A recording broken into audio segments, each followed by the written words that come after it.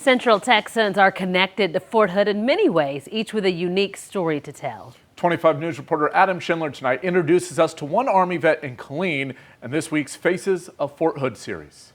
Meet Annette Whittenberger, U.S. Army veteran who proudly served her country for 17 years, but also a female soldier that was forced to endure more than just service and battle. I experienced sexual trauma right in the beginning.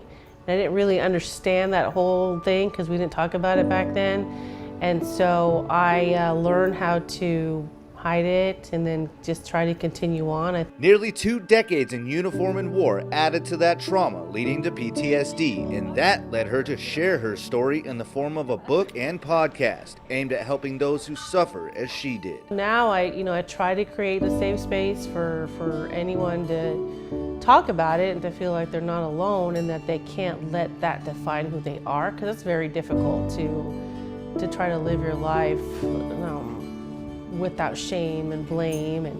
But after a couple of years on her new mission, life hit back once again when she and her daughter were in a horrific car crash that left her severely injured and hospitalized.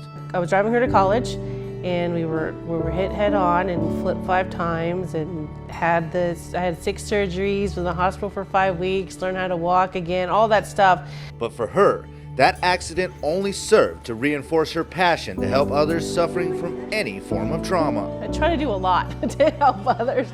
I have several platforms. I wrote my book, I have a blog, I have a podcast, and now I'm going to school to use music therapy as a way of healing. And her work has inspired and helped thousands of people across the country begin to heal. It's still very humbling to think that, but it's powerful that I've been doing this for 6 years and it's like, wow, I was once on the floor, done with life, and now I'm just trying to make change.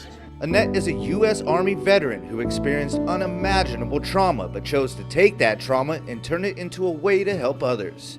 I'm Adam Schindler and this is Faces of Fort Hood.